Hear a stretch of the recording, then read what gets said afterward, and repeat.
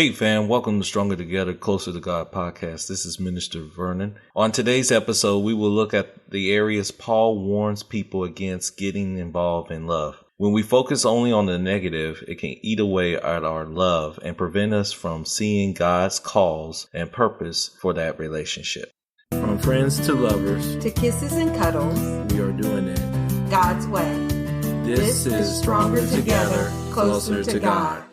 Mary J. Blige once said that love is all we need to make everything in our life complete. And she is so right about that. Love is the essential tool that can bring happiness and joy in each other's lives. And we see this in 1 Corinthians 13, verse 4, when we talked about last time that love is patient and is kind. But there's some other side to it. There's an envy and a boasting that seems to abound as two poles of the same problem. And this was a problem with the Corinthians. And it's unfortunately a problem in today's society. See, the Corinthians had no monopoly on pride, though they seem to gravitate towards it a lot. And Paul gives negative descriptions of love to educate the Corinthians and to educate ourselves today on the impact of focusing on only those things that can lead to the demise to oneself, their culture, and their society. See, if we continue reading 1 Corinthians 13, verse 4, it continues on and it says, "Love is not jealous, it does not brag, and is not proud. Love is not rude, it is not selfish, and it cannot be made angry easily. Love does not remember wrongs done against it." See, let's break that part down a little bit further and let's focus on the first part. Love is not jealous. Jealousy is an intense desire to advance at the advantage of someone else. It resents the success of others and is not grieved at the goods of others. It's very mistrustful. And I wish I could say that everybody who gets with someone is easily focusing on finding that one true love, that one that will bring their heart's desire to fully prepare themselves to the purpose and the calling of God. But sometimes some people get together with others just because of what their expectations are, what they think of what they need to be successful. There's some people who fall in love with someone out of that jealousy that they want to make sure that they have someone that looks like a supermodel and will tear down individuals who don't look at that expectation. That is not good. And James 4 verse 2 warns us about this. He says, "You want things, but you don't get them. So you kill and are jealous of others, but you still cannot get what you want. So you argue and fight.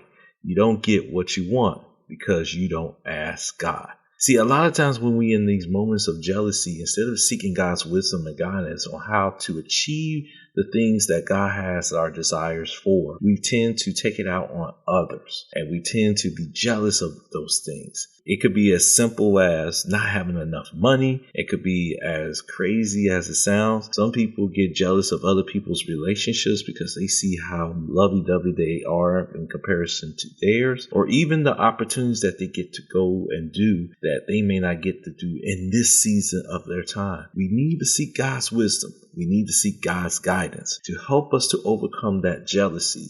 Otherwise, it will tear us apart. See, Paul also talked about love is not boastful. Boastful is the desire to obtain admiration or acknowledgement from others by explaining to people about your self-worth, using without allowing them to ask to know about it. See, we call this in some cultures gassing yourself up. In other words, when you gas yourself up, you keep talking about what you've been doing. You hear a lot of I's and me's. I brought this relationship together. I did this. This is how we got together. I made this happen. And it's almost as if they're being self-conceiting and gloating. And we got to be careful of that when we're boasting about only ourselves. Galatians 5 verse 26 says, "We must not feel proud and boast about ourselves. We must not cause trouble for each other or to be jealous of each other." And 2 Corinthians chapter 10 verse 17, I think says it so clearly that what we should be boasting for and not boasting for. In other words, we should not be boasting about ourselves, but as 2 Corinthians 10 verse 17 reminds us, whoever boasts should boast only about the Lord. In all things that we do, We should be boasting and celebrating how God made it happen, how God brought our relationship together, how God helped us to overcome our challenges and overcome the successes in our relationship. Not me, not I.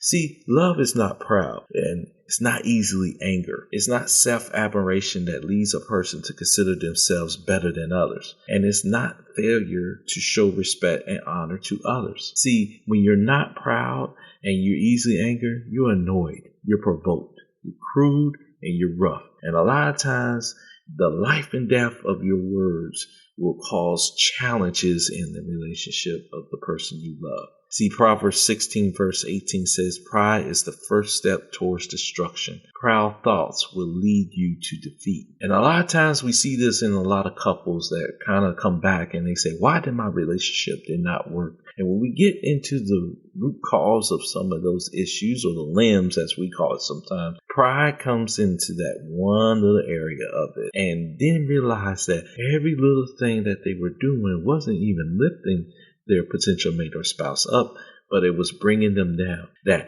every time that they were going into job interviews or going into opportunities and was wondering why wasn't it successful, it's because it was the pride that was being presented.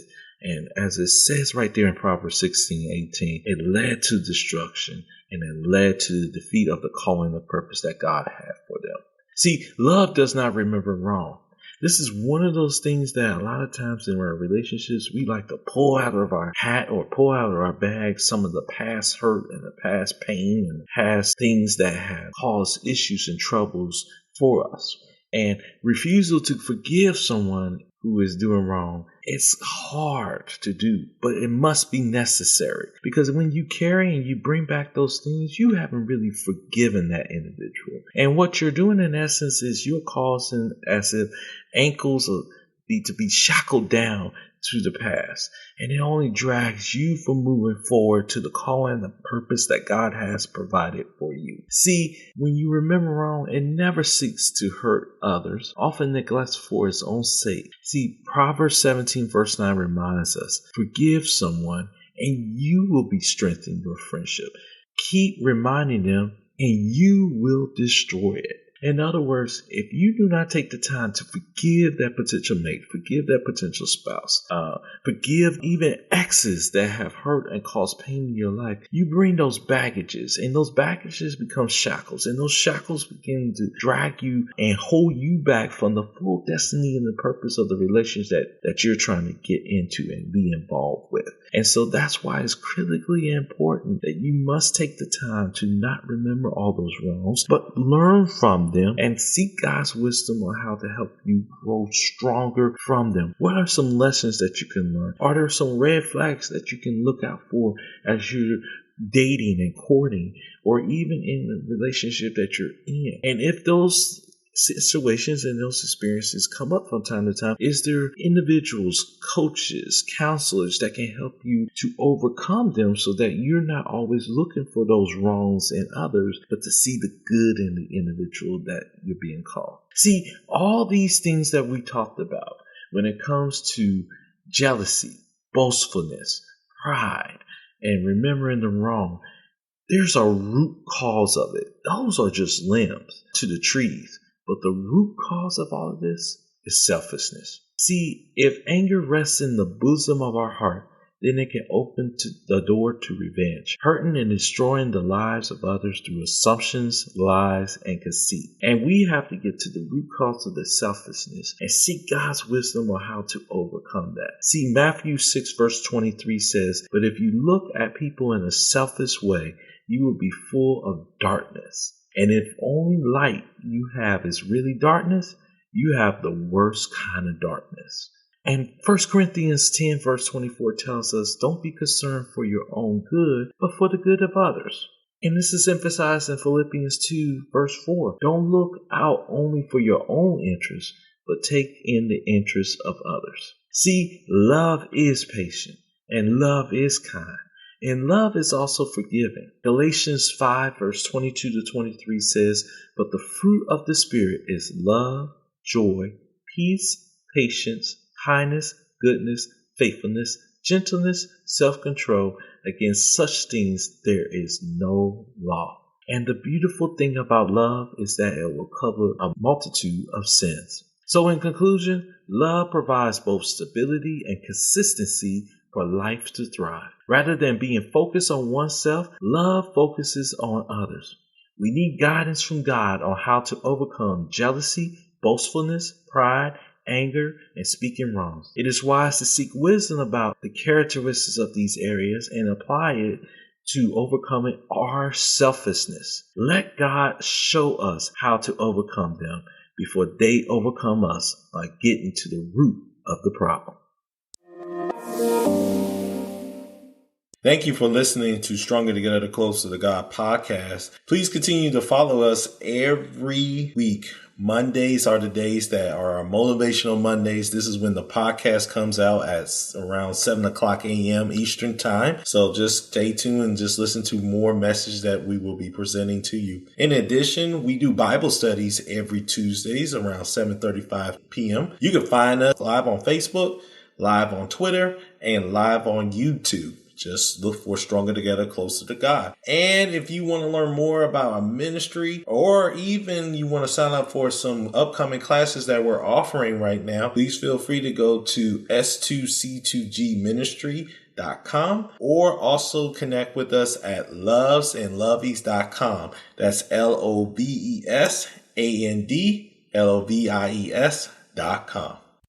Joining us on Stronger Together, Closer to God podcast. Please continue to join us weekly as we share godly wisdom and advice to you. If you have any prayer requests or would like to sign up for a free 30-minute consultation with us, drop us a line at s2c2gpodcast@gmail.com.